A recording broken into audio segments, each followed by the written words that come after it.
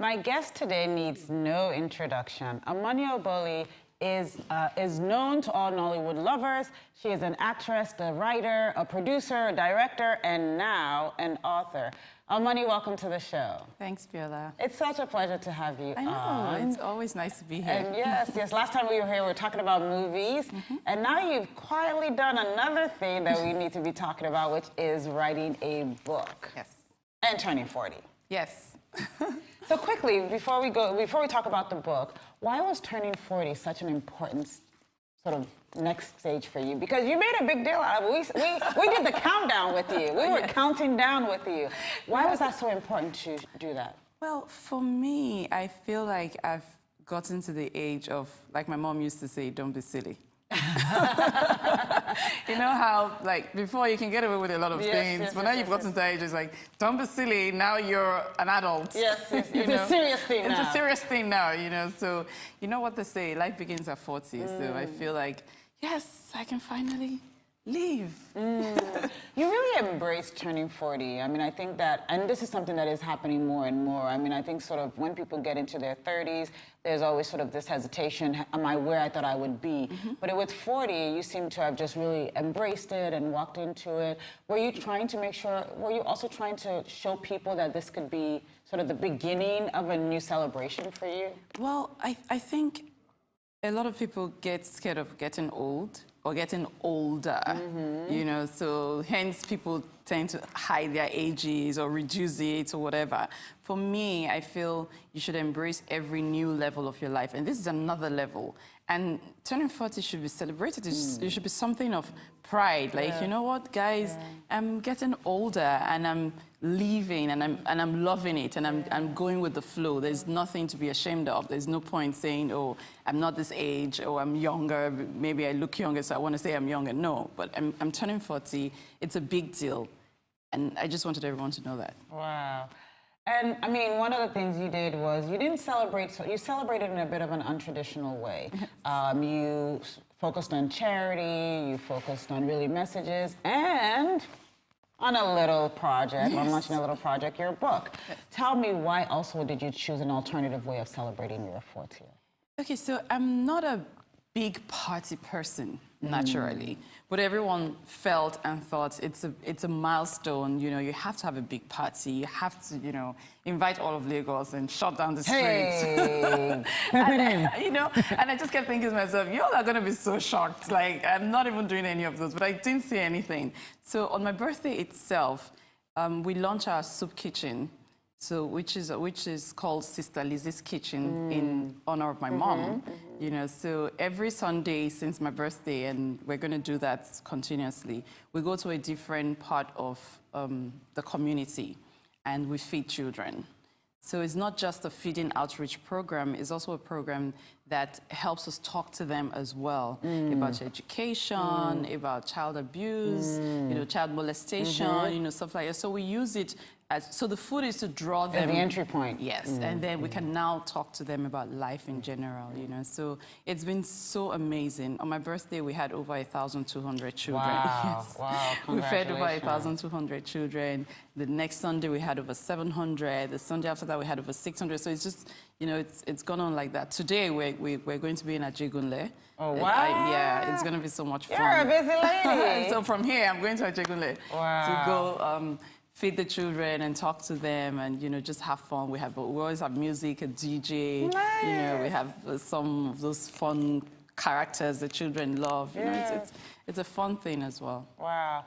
So what I love is, and also I want to say congratulations once again on your birthday, but really congratulations on the way you're celebrating and on different new achievements. So you wrote your book. You also became a Tutu Fellow. Yes. So congratulations. Thank you. What was that experience? And what was that experience like? And how was that? It was great. So I had to travel on my birthday. So right after feeding the kids, went home, took a bath, straight to the airport, and landed straight into class. Wow. You know, because I was 2 days late. So I landed straight into class, and it was so intense. You know, I remember it was so intense. I'm like, oh my gosh, I didn't expect this, you know. So because we're in classes from 8 to 10 p.m. every day. you know, but it was a lot of fun. I thoroughly enjoyed meeting other Africans. You know, I said to them that before now, I'm very Nigerian. Like, I don't really identify with any one part of Nigeria. I'm You Nigerian. feel really Nigerian. I feel completely Nigerian, you know, and everything I'm thinking of, everything I want to do, you know, it's Nigeria, Nigeria, Nigeria. But now, I haven't gone for the Tutu fellowship program and now that I'm back, I'm thinking more African. You know, it's not just about us. We're part of a big continent, you know, and we generally have mostly the same issues. Very much similar. You know, so even with my movies, I want to, you know, target Africa now, not just Nigeria. You know, so I have another project. Oh gosh. Tell us. You're the busiest woman in show business, which we're going to get to in the book. I'm tired of myself sometimes. You're like, why would I do this again? I know. So tell us about your new project. So I have another project. I told you about it last time I was here, the Passion Project. Yes, you did. You know, so we're finally going to start shoots. Okay. This week, actually. So I'm going to Kano. I hope I'm going to be cast. Don't mind me. But no, she was like, really? You would come? Yeah. Yes. But no, go ahead. So we're going to Kano later this week, and we start shoot on that project, which is a story about child brides. Fantastic. So, you know, we did Wives on Strike. The first one was about child brides, but it was a comedy, you know. And it was great to pass on a message. But now I feel like the child bride herself, people don't know her. Who is she? What does she go through? What are her dreams? What are her aspirations? What are the struggles that she has? I want to give her a face. So I want people to know her, to experience her. I think this is so important. I mean, there's currently a woman who is facing execution in Sudan. Yes, I read about it the other day. Yes, because she's a child bride and was repeatedly raped by her older husband, and eventually she actually attacked him with a knife and killed him. Do you know the weird thing about this? There is a scene in my film where, because the truth is, at the end of the day, you cannot have sex with a 13, 14, 15-year-old as an older man who she was forcefully married to and expect that she's giving herself to you. It's rape every time. Forget it. So there's a scene in my film. When I saw that story the other day, I'm like, oh my gosh. There's a scene in my film. Like life imitating art or art imitating life. Where her husband is raping her and she takes a knife and stabs him. But it's all in her head. So you see the scene of her stabbing him repeatedly until he dies. But then when you come to it, you realize that it's in her head. She's thinking of what she would have loved to do to him. When I saw that story, I was like, oh my gosh. So what the story tells us that we are facing the same things across the continent as far right as Sudan. But I want to come back to your charity, your foundation, Sister Lizzie's Kitchen, because that is a big part of the book, is your mom and losing your mom. And she was a warrior in your life. Tell us a little bit about why this was so important to name it Lizzie's Kitchen, Sister Lizzie's Kitchen. And what did people think when you were growing up and you were calling her Sister Lizzie? Like, people were like, is that your mom? Is that your sister? Like, how did that work? It's so crazy. So my mom was so into her family, right? So some of her siblings lived with us from when we were like really little, and everyone called her Sister Lizzie, you know? So we just grew up calling her that. It was up until much later that my sister and I started calling her Momsy or something. But it was even sounded strange. It was like, oh, Sister Lizzie, you know. But my mom wasn't rich in any way, shape, or form. She was a school teacher, and you know what they say, they have their reward in heaven. Hopefully she's in heaven having her reward now. You know, so, but she was such a giver. Amazing, amazing, amazing woman, such a giver. My mom would give the last money she has, give the last food she has. Like, my sister would be like, we don't have food and you're still giving people, what is this?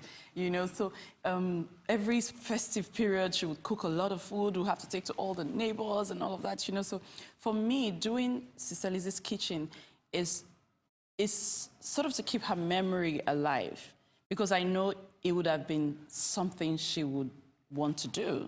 You know, it's something she would have wanted to do, you know, because she was so passionate about giving people food, making sure everybody's okay, even when you're not. So I've been wanting to do this for a very long time. I keep saying to myself, I don't have the resources to do this. Because it's such a huge It commitment. is, it Every is, weekend, we spend over 500,000 naira every weekend, Wow. you know. And I keep thinking, I can't do this. It's going to break me. It's going to, you know. But I said, just do it.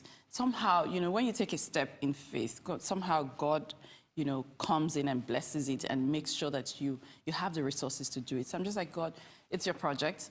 I'm just going to start it and take it over, Wow. you know, and make sure that I never lack and I can do this, you know, every weekend.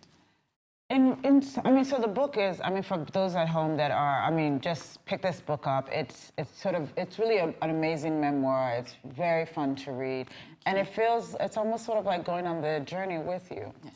You've been in the industry for over 20 years. You've been acting for over 20 years. You had an early stage where you came in and out. In writing this book, what do you hope it does for the industry or for people that are looking to get into the industry? So young women out there that are saying, you know, I want to act.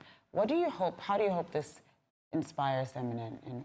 So my hope is don't give up, because it's never really quite easy. That's the truth. But you make it look easy, so people think it is. I know, I know. So, but very few people come into the industry and it's just smooth sailing for them. Maybe less than 1%. You know, so chances are that will probably not be your lot, because it wasn't for most of us. It's a really, really tough road. But then there is light at the end of the tunnel. Always remember that no matter how tough it is, you know what you want. Go for it at every time. Give it everything it needs. You know, so for me, I don't sit down. I don't sit down and say, oh, it'll happen when it happens. No. You have to stand up and go look for it. You have to knock on every door. You're going to get a lot of no's. You're probably going to get more no's than yeses. But when the yeses come, it's worth it.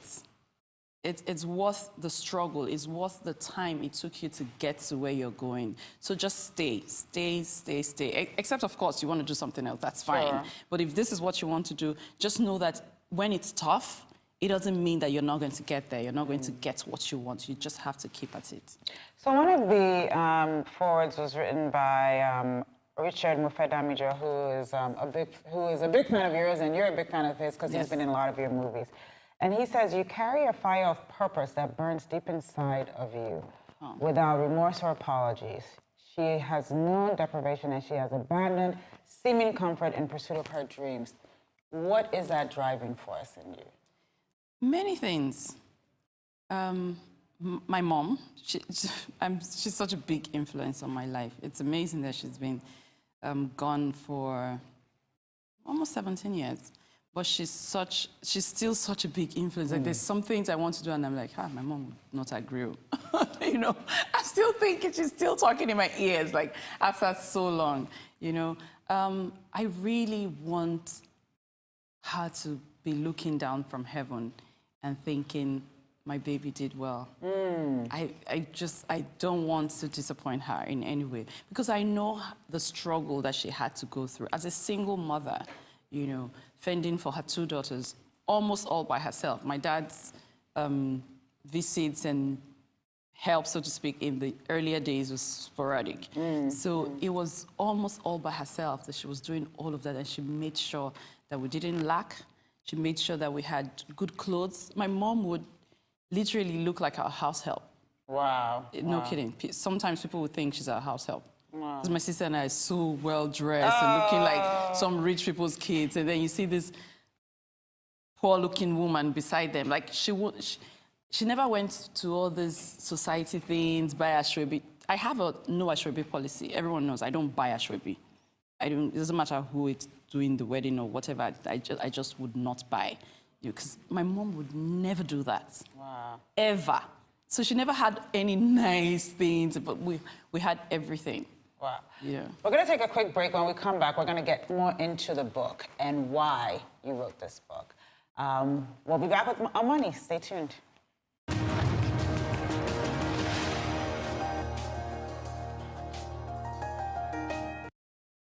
Welcome back. This is Arise News. You're watching The Morning Show with me, Biola Labi. Before the break, Omoni and I were talking about the reason why she wrote this book.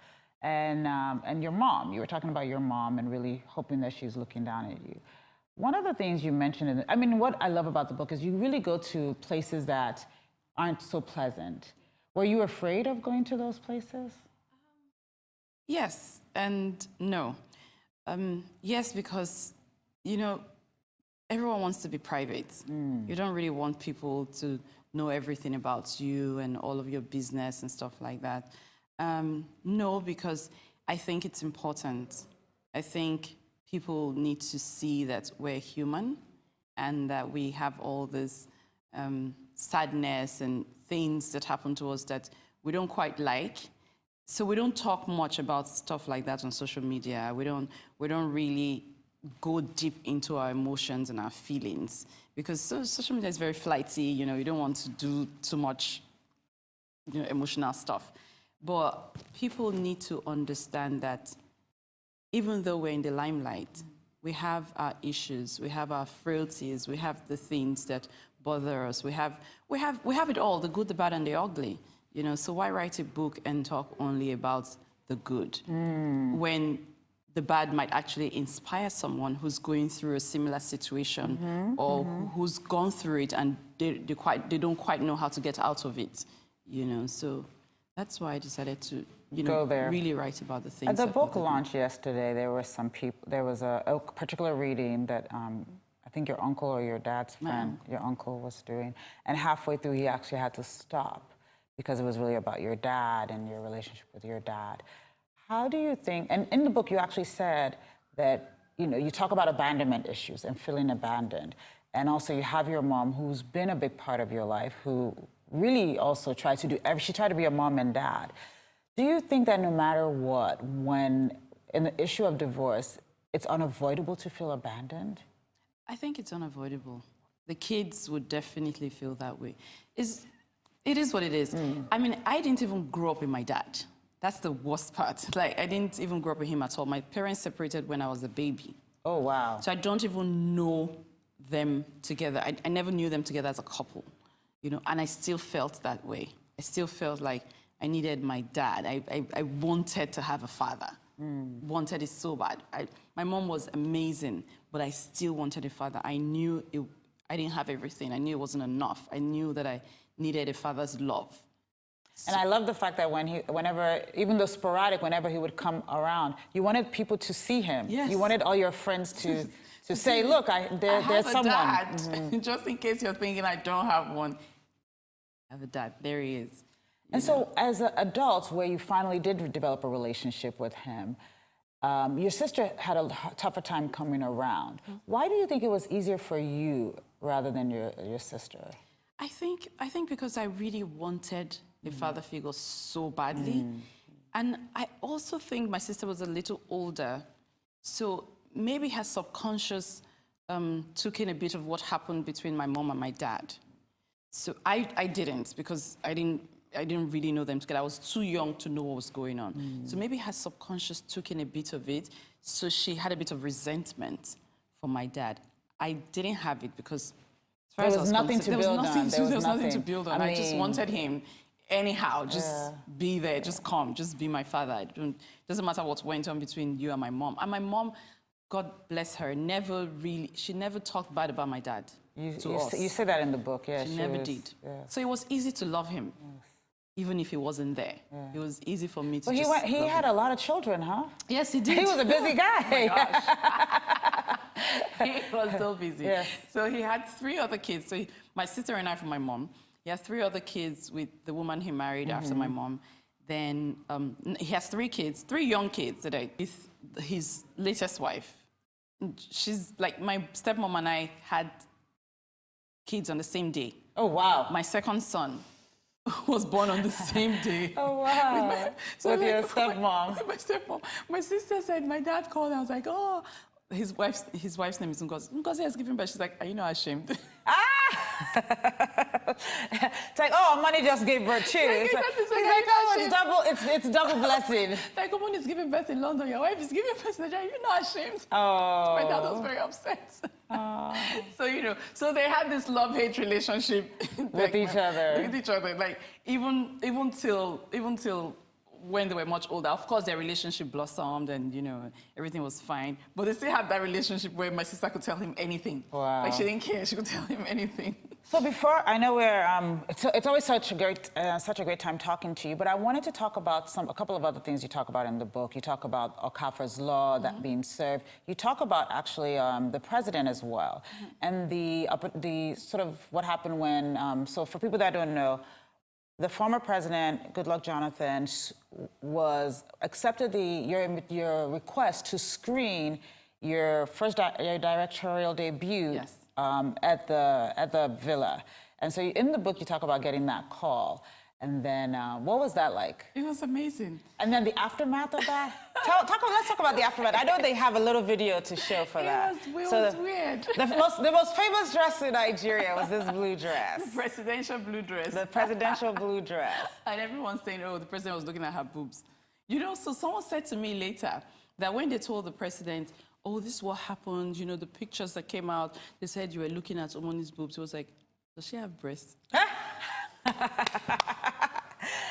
it was that's how, like, he just, I mean, he was so... Like, I don't understand, does she have breasts? He was like so just doing, you know, they had welcomed you. I mean, he was a very supportive president to Nollywood. Yes, he was. And so they had welcomed you. Were you, I mean, one of the things that you said that we talk about is, you know, your mom looking down, really trying to make people proud. And I felt like what you were trying to do was make Nollywood proud. Yes. Was that backlash? How did that backlash make you feel? It made me feel really bad. Because for me, I didn't know the president personally before then.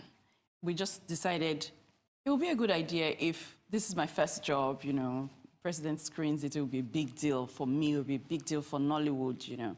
And we wrote through the Marketers Association. Yes, you said so, yes. And it was accepted just like that. I wrote it and forgot about it. Like, you know, if it happens, it happens. If it doesn't, most probably won't even happen anyway. So there's no point thinking about it. And lo and behold, the president decided to screen the film. You know, it could have been, the truth is, it could have been anybody's movie.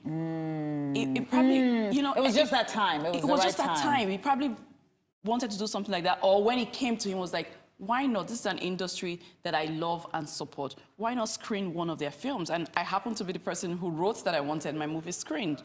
So we had it, you know, and it was so amazing. And I was just so happy and so proud that, you know, this is a big deal for Nollywood. The president is screening one of our films. It didn't matter whose film it was. It could have been anybody's film, but it was just a big deal for Nollywood. And then lo and behold. They're telling me we're running out of time. So before you go, I just want you to say one thing. One of the things you talk about is the friendship you have with some amazing women in the book. Yes. Today is Mother's Day in some parts of the world. I want to wish you a happy Mother's Day. Thank but you. Just before we sign off, why have these relationships been so important to you? And what do you think women bring to a relationship that maybe people don't expect? What has been most surprising about these relationships? Well, women are nurturers, you know, so these relationships with so many women, including yourself. Thank you. And thank you for the acknowledgement in the book. Thank you. So it's been very, very nurturing for me.